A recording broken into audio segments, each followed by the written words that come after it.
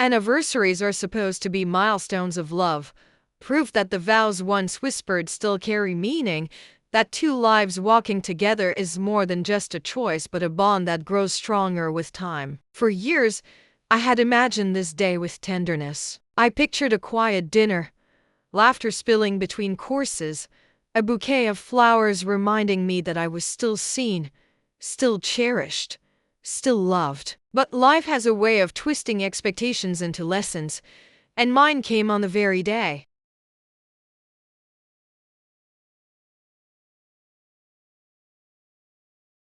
that was supposed to celebrate everything we had built together. From the outside, I looked like the perfect wife. I kept the home warm, meals on the table, the children cared for. My husband wore the mask of stability, successful, charming when he wanted to be, respectful in public. People admired us, even envied us, but they didn't see the cracks that had spread slowly, almost invisibly through our marriage. Behind closed doors, silence spoke louder than words. He was always there physically,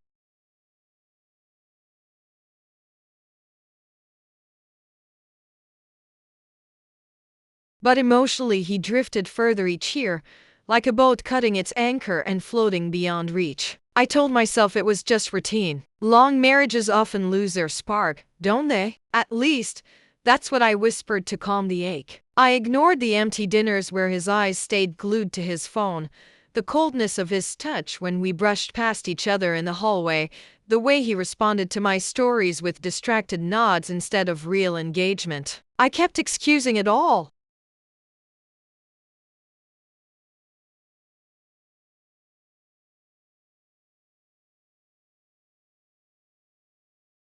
Because believing the lie felt easier than facing the truth. That morning, I woke early. I set the table for two with our finest china. I ironed the dress he once said made me look beautiful. I placed candles on the mantel and fresh roses in the vase, hoping their fragrance would fill the space where our love seemed to have disappeared. My heart still longed for him, for the man I thought I married, for the connection I believed we could restore. The weight of hope can be heavier than despair.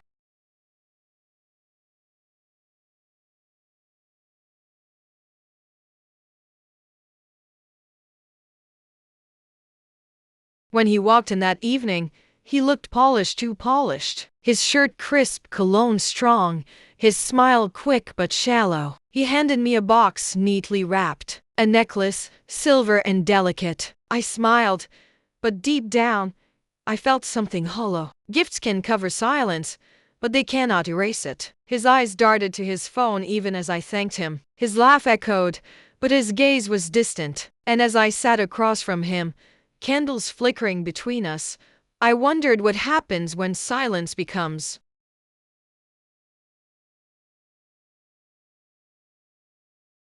your prison? When the very person who should see you, cherish you, and lift you up instead makes you feel invisible, as though your existence is background noise in his story. The thought lingered, louder than any toast or empty compliment he could offer. That night, our anniversary became more than a date circled on the calendar. It became the line where illusion and truth collided. A celebration turned into a revelation. What was meant to mark our love became the beginning of my awakening.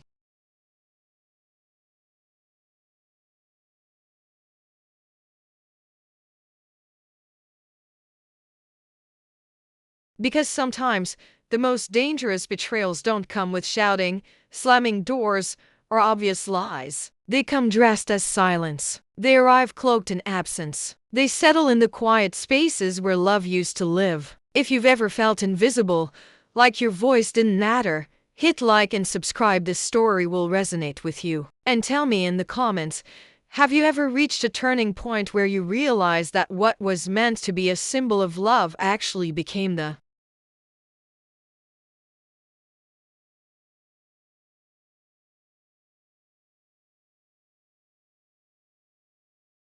proof that it no longer existed? That's the moment I faced on my anniversary. From the outside, our life looked enviable. People would often smile when they saw us together, whispering words like, "They're such a strong couple," or "I wish my marriage looked like theirs." The facade was polished, carefully curated and masterfully maintained. My husband knew exactly how to perform in front of others. At family gatherings, he would hold my hand just long enough for people to think he was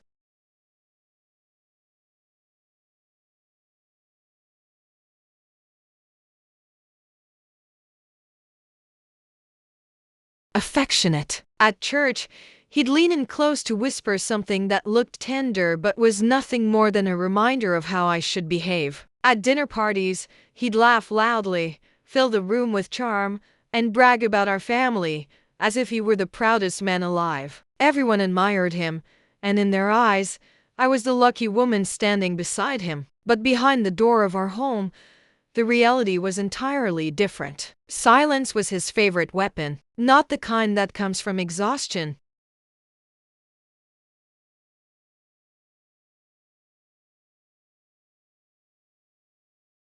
Where two people simply need rest after a long day. No, his silence was calculated, heavy, and suffocating. It was designed to remind me that I wasn't worth speaking to, that my opinions didn't matter, that my very existence in his world was optional. He didn't need to shout or raise a hand. He simply withdrew, retreating into his own bubble, leaving me desperate for scraps of attention. And when he finally spoke, his words were colder than the silence. He controlled the narrative with precision.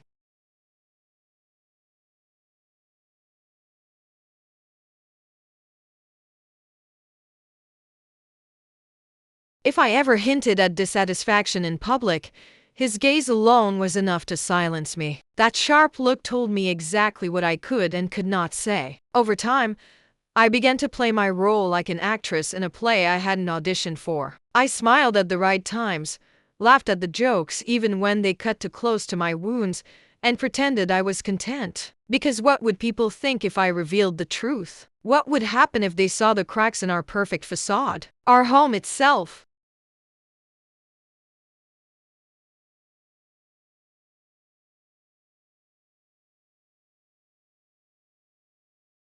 reflected the same contradiction. The living room was spotless, decorated with care, a space made for visitors, but the bedrooms carried the weight of tension. The bed, once a place of intimacy, had become a line of division. We shared space but not closeness. He would lie down and fall asleep with ease, as though my aching heart just inches away meant nothing. And I would stay awake, staring at the ceiling, wondering when exactly I had become invisible to the man who once promised to cherish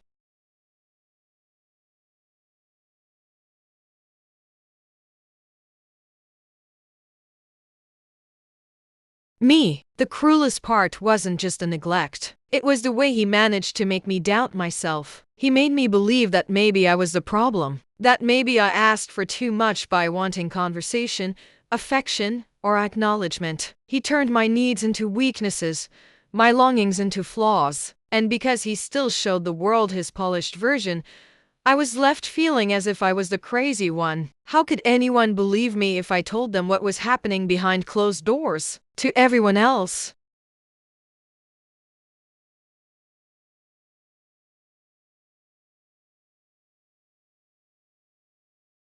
he was admirable. To me, he was a stranger I lived with. A stranger who knew every weakness I carried but chose to use them against me instead of protecting me from them. There were days I would stand in front of the mirror, applying makeup, fixing my hair, and forcing a smile until I almost believed it. I would whisper to myself, "You're fine. You're strong. This is just a phase."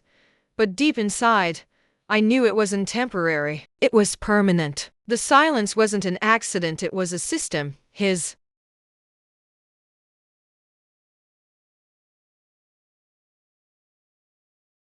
way of maintaining power without raising his voice. And I let it continue, because admitting the truth felt heavier than carrying the lie. Anniversaries, holidays, birthdays all became staged performances. Flowers on the table, dinners in restaurants, laughter for the cameras. And each time I played along, I could feel pieces of myself slipping away. He had convinced me that as long as the outside world believed in our perfection, the inside didn't matter. But it mattered to me. Every time I bit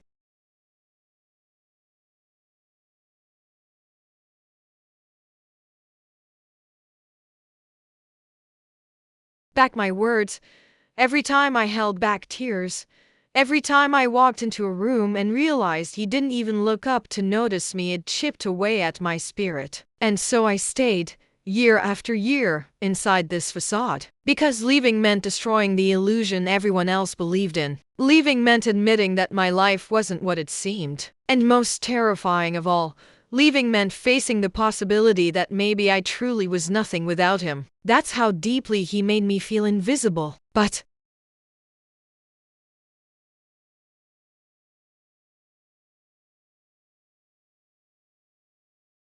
what happens when the performance becomes too heavy to carry? When the silence begins to suffocate so deeply that even pretending isn't enough? That moment came sooner than I expected, and it started with one anniversary that changed everything. Tell me in the comments, have you ever lived a life where the outside world saw perfection, but inside, you were slowly disappearing? It was supposed to be a celebration. Our anniversary, another year of marriage, another year of showing the world how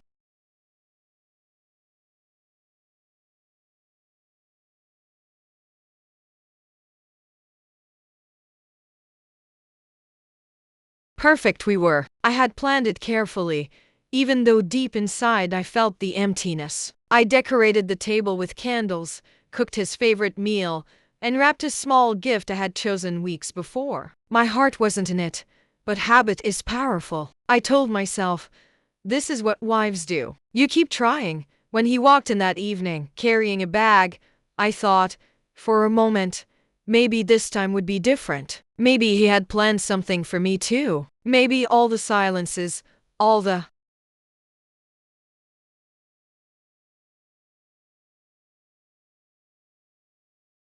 distance, had just been my imagination, and he was about to prove me wrong. He smiled, kissed my cheek in a quick, rehearsed gesture, and handed me a box. It looked elegant, ribbon tied carefully, the kind of wrapping that suggested thoughtfulness. My heart raced as I opened it, desperate for some sign that I wasn't completely invisible to him. Inside was a necklace. At first glance, it was beautiful, delicate, something any woman would be grateful to receive. But my eyes caught something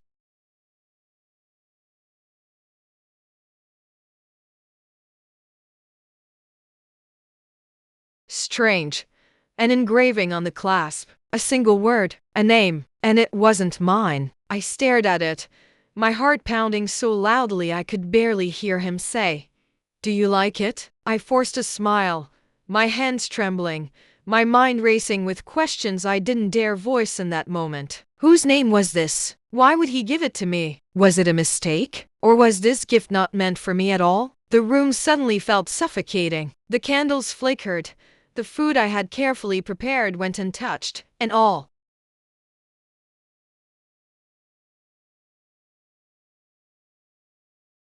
I could focus on was that single name. It was like a door swinging open in my mind, revealing truths I had been too afraid to see. The late nights, the secretive phone calls, the sudden change in his demeanor. It all lined up with this careless slip, a gift meant for another woman, mistakenly handed to me. I didn't confront him immediately. No, I played along, just as I always had. I smiled, thanked him, and excused myself to the bathroom where I could breathe. Staring at myself in the mirror,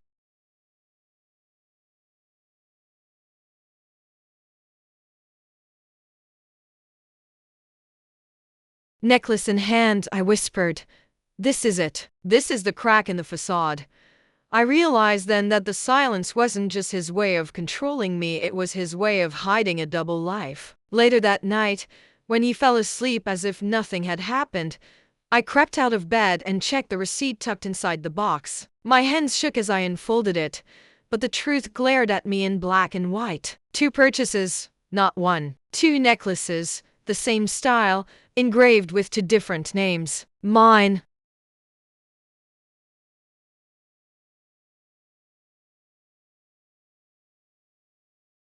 wasn't there. The floor beneath me seemed to vanish. It wasn't just a mistake, it was confirmation. There was someone else. Someone who wasn't just taking his time and his attention, but who had been written into the narrative of our marriage in secret. And now, through his carelessness, She had stepped out of the shadows and into my reality. I sat in the dark, the necklace heavy in my palm, the silence of the house louder than ever. My mind spiraled with images of her. Was she younger, prettier?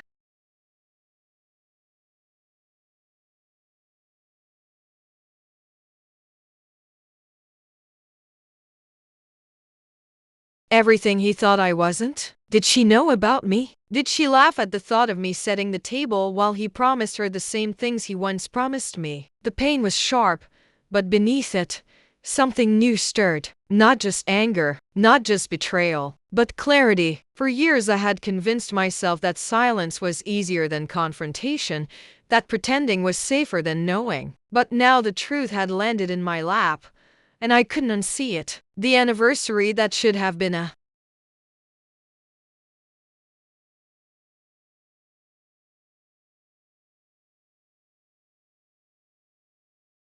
celebration became the beginning of the end. Not because I wanted it, but because the lie had revealed itself so clearly that even I couldn't ignore it anymore. That necklace wasn't just jewelry. It was evidence. It was a confession. And it was the spark that lit the fire inside me. The fire that would eventually burn down the facade I had been forced to live in for so long. Tell me in the comments if you discovered a betrayal hidden inside a gift meant to celebrate your love. Would you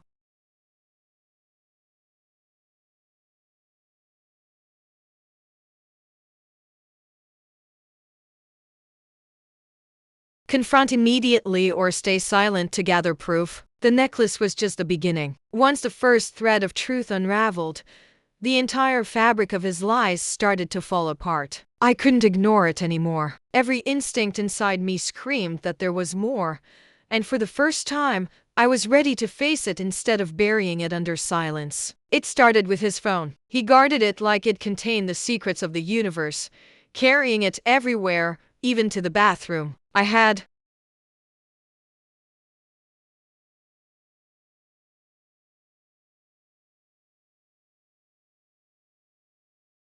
respected his privacy for years, convincing myself it was normal, that every man wanted space. But now, I knew better. Late one night, when he finally fell into a deep sleep, I took a risk. My hands shook as I unlocked it, using the code I had accidentally glimpsed weeks before. What I found wasn't just a betrayal, it was a whole other life. Messages between him and her, not just flirty notes or stolen moments, but conversations about feelings, dreams, and plans. They joked about me sometimes.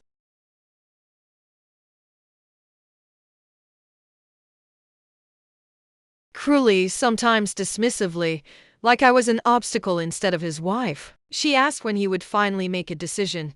He reassured her, promising a future together, promising her the very words he once swore to me. There were photos too, pictures of dinners, smiles, even gifts he had bought her, gifts that matched the style of what he once gave me. I saw the dates, the times, the places, and suddenly every excuse made sense. Every late night meeting, every sudden work trip, every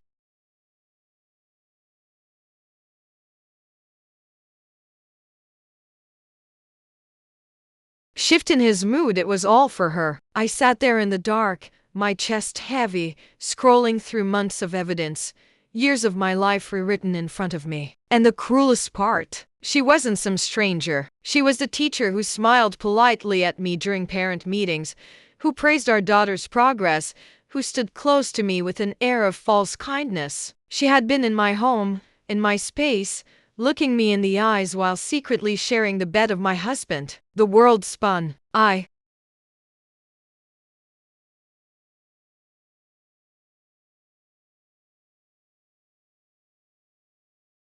thought I might vomit. Betrayal from a partner is unbearable, but betrayal from someone entrusted with your child, someone you respected, carries a cruelty that cuts even deeper. The next morning, I watched him eat the breakfast I placed in front of him, acting as though he hadn't destroyed me, as though he wasn't living two lives. I said nothing. My silence was no longer weakness, it was strategy. I needed more. I needed everything. So I became someone else. I collected bank statements, receipts,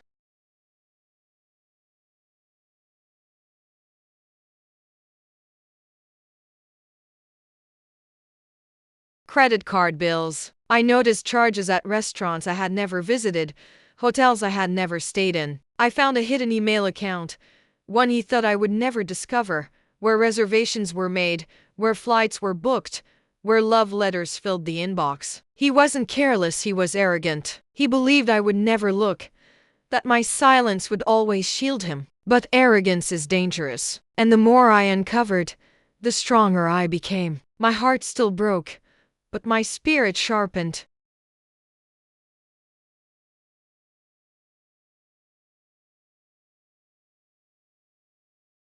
Like steel, I realized this wasn't just about infidelity, it was about disrespect, deception, and the way he had written me out of my own life while standing beside me in public as though we were still a team. For years, I thought the silence was killing me, but now I understood the silence was a weapon, and I was learning to use it. I didn't confront him, not yet. I let him believe I was still blind, still obedient, still the woman who cooked, cleaned, and smiled. He had no idea the truth was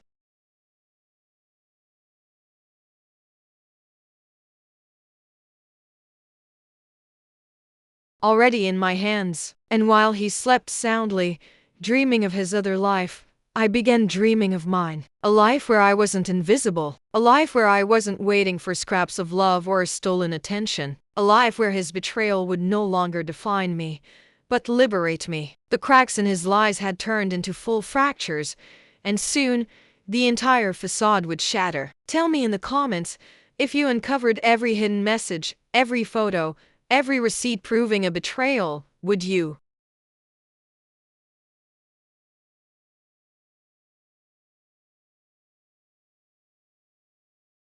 confront immediately, or would you stay silent and build your case first? The moment of silence had ended. I had gathered enough proof, enough strength, enough certainty that I could no longer stay in the shadows of his lies. The confrontation wasn't something I planned down to the minute, it was something that erupted. A fire I could no longer hold back. It started on a Sunday evening, the very day he came home late again, carrying the same excuses, the same rehearsed lines he had used 100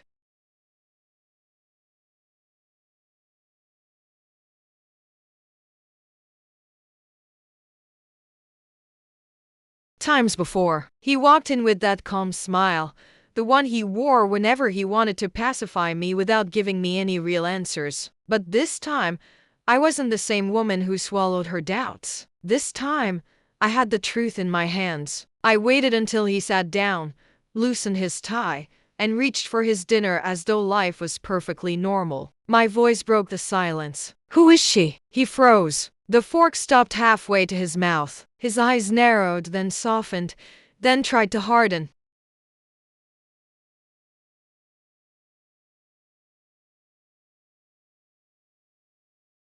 Again, all within a single heartbeat. He played dumb, like he always had. "What are you talking about?" he asked, his voice coated with false innocence. But I didn't flinch. I slid the phone across the table, screen lit with messages, pictures, and undeniable proof. "Don't play games with me. I know everything." For a second, I saw the mask fall. His face turned pale, then flushed with anger. He tried to laugh, to belittle me, to dismiss what I had uncovered. "You've been snooping. You're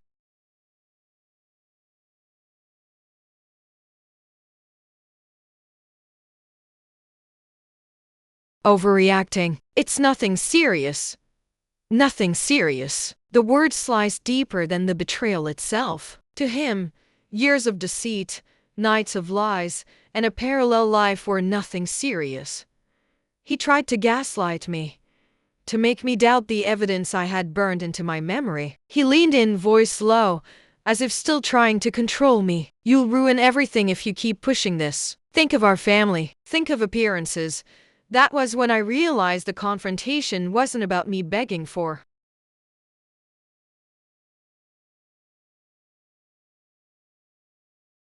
answers. It was about me reclaiming my power. I raised my voice, not in fear but in defiance. "You ruined everything the moment you betrayed us. Don't you dare put that on me." The walls of our home had never heard me like that before. The silence that once defined me was shattered. He tried to fight back with words, But the truth was bigger than his denial. For every excuse he gave, I countered with evidence. For every attempt to twist my mind, I laid out receipts, photos, messages. There was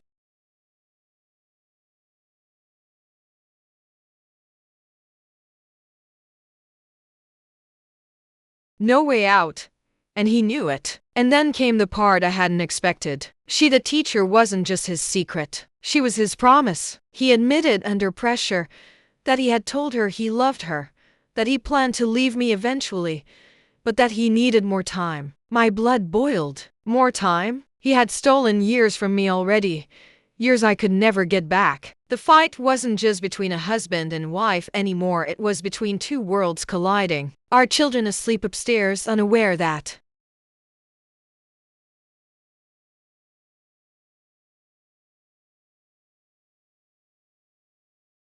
their family was crumbling downstairs. My heart racing, my hands trembling, but my voice steady. I wasn't invisible anymore, and that night, I didn't just confront him. I declared war on the silence that had kept me chained for too long. The house shook with the sound of my voice, the truth finally spoken aloud. He had thought he could manipulate me forever, that I would remain the quiet, obedient woman who never questioned him. But I showed him something else. I showed him the strength of a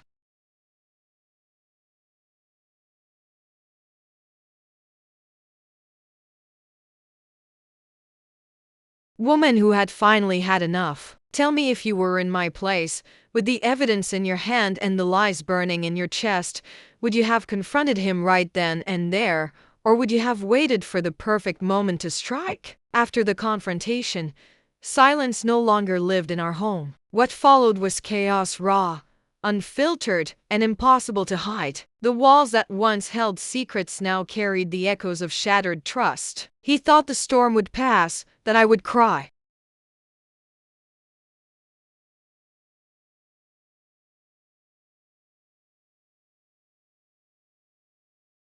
forgive, and return to my cage of silence. But this time, I wasn't breaking, I was rebuilding. The fallout began almost immediately. The very next morning, he tried to pretend everything was normal, sitting at the breakfast table, sipping his coffee like a man whose world hadn't collapsed the night before. But the difference was in me. My eyes no longer looked at him with confusion or fear. I looked at him with clarity, with the cold fire of someone who had been blind but now saw everything. His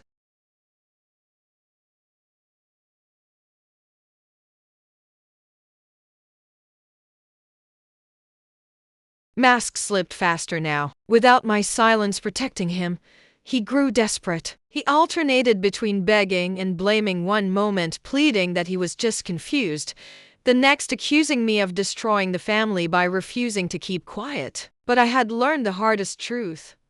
Silence is the sharpest knife, and I was done using it against myself. The children felt the tremors too. They were too young to understand the details, but children always know when something is wrong. My daughter clung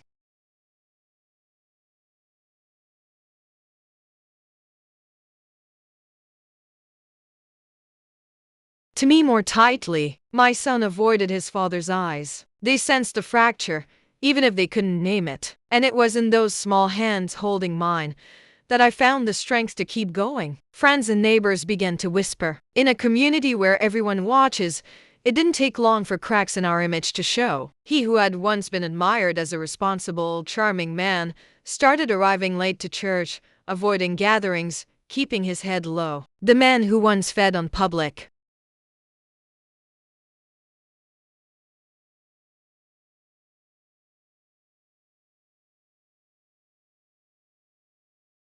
approval now squirmed under their stares. He wasn't used to living under the weight of exposure. The teacher, his secret did not remain in the shadows either. Word reached her as well, and suddenly the little bubble of lies they had created burst. She wasn't prepared for the spotlight, for the judgment, for the messy reality of being part of a scandal. Their secret relationship, so thrilling in the dark, became suffocating in the light. And me? I stood taller. Every attempt he made to corner me,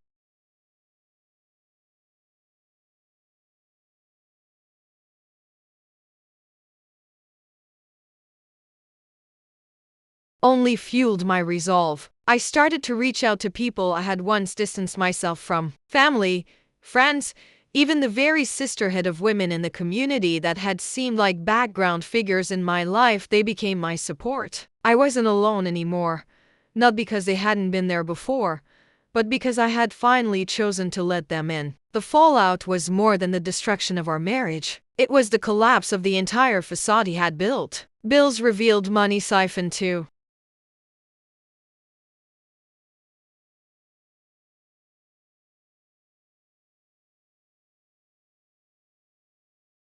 Places he couldn't explain. Messages exposed lies that stretched back years, not months. Every stone I turned over revealed another insect crawling underneath. But the greatest fallout wasn't about him, it was about me. For the first time in years, I started hearing my own voice. It was shaky at first and sure, but it was there. I stopped whispering. I stopped apologizing for existing. I stopped shrinking myself to make space for his ego. That shift, though invisible to the outside world, was the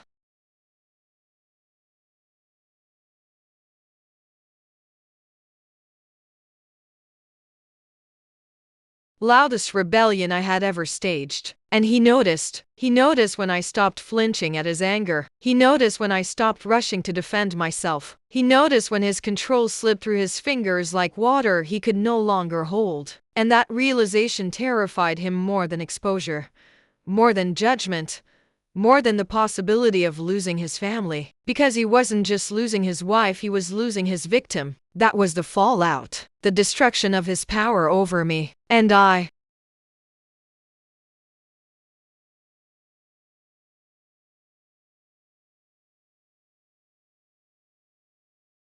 ask you, if the lies in your life came crashing down, if the mask of someone you trusted finally fell, would you have the courage to stand taller in the ruins, or would you let the rubble bury you? The silence was gone. The lies had crumbled. And what was left was me standing in the wreckage of a life I had once believed was perfect. At first, it felt terrifying to wake up and know that the man I had trusted, the one I had sacrificed for, no longer defined who I was. The walls of the house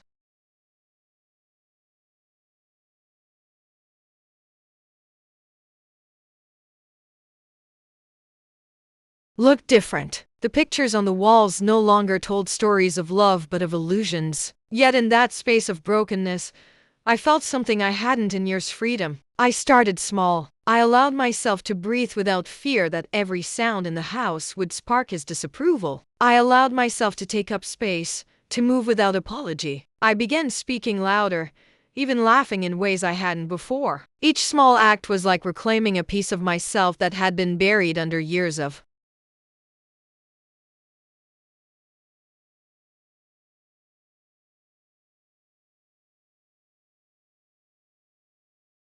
manipulation. I leaned on my faith. I found strength in the words of scripture, in the songs that carried me when I felt like collapsing. I sat in rooms with women who had walked through fires of their own, and together, we built a sisterhood of survivors. Their stories mirrored mine in ways that made me realize betrayal isn't a reflection of your worth, it's a reflection of their weakness. Therapy became my weapon, not my weakness. Sitting in that chair, saying out loud the things I had once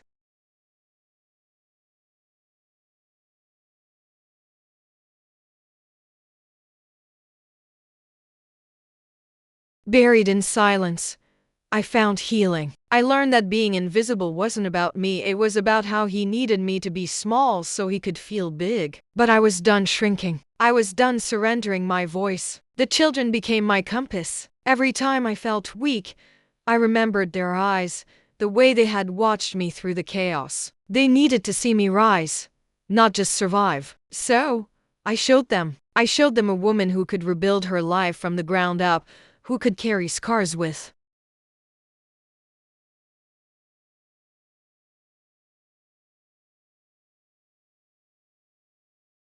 pride, who could smile again without asking for permission. Slowly, the world began to treat me differently too. Neighbors who once pitied me began to respect me. Friends who had drifted away came back, drawn to the woman who now stood with her head high. Even strangers noticed the way I walked, the way I spoke, the way I refused to bend under the weight of my past. And him? He faded. His power vanished, his voice silenced not by my fear but by his own irrelevance. The man who once thought he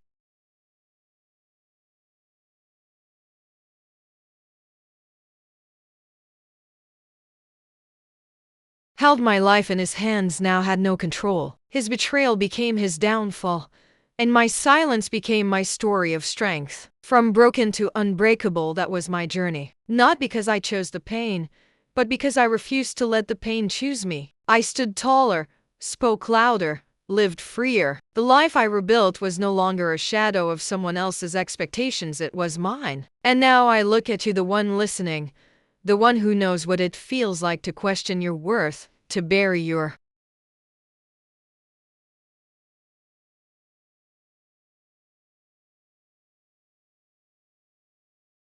voice, to live in silence. I ask you this: if the person who silenced you suddenly had no power, would you find the courage to speak your truth, or would you stay in the prison they built? There are moments in life that shatter us so deeply we think we will never stand again. When I discovered the truth on the very day meant to celebrate love, I thought the ground beneath me would never stop trembling. I had invested years, dreams, and even my soul into a story that turned out to be built on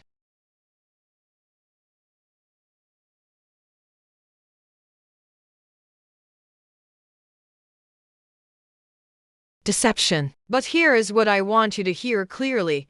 What breaks you does not have the power to define you. What defines you is how you rise after the fall. I spent nights questioning my worth, asking why betrayal always chooses the ones who give the most. But slowly, in the stillness of prayer and the strength of my faith, I found my answers. My worth was never tied to his choices. My value was never diminished by his lies. My dignity was not destroyed, it was waiting to be claimed back. I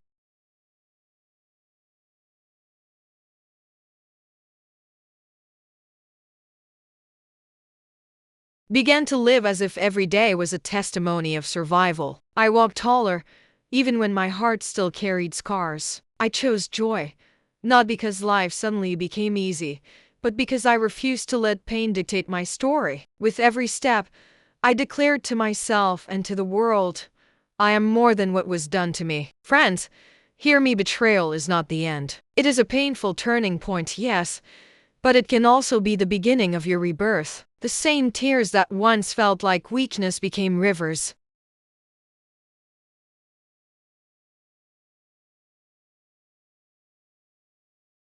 washing away the lies I once believed. The silence I endured became the space where my voice grew louder, stronger, unshakable, and the faith that carried me through became the fire that burned away every last chain. Do not mistake your scars for shame. They are proof that you walked through a battlefield and survived. They are the ink of your testimony, the evidence that you are stronger than the storm that tried to drown you. Look at your reflection not as someone who was broken, but as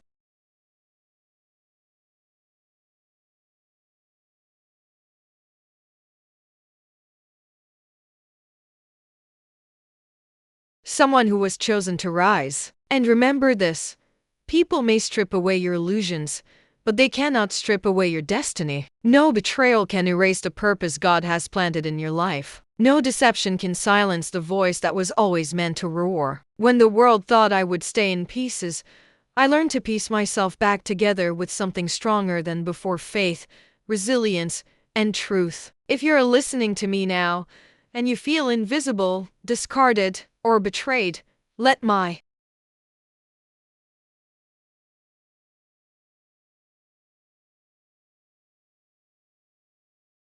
story remind you of this truth. You are not invisible to yourself, and you are never invisible to God. Your silence can end today. Your healing can begin in this moment. The same power that allowed me to rebuild is available to you, and you will rise not in spite of the betrayal, but because of it. This is not the end of my story. It is the beginning of a life I never thought I would have: a life of freedom, dignity, and strength. And if I can rise, so can you. If this story touched you, if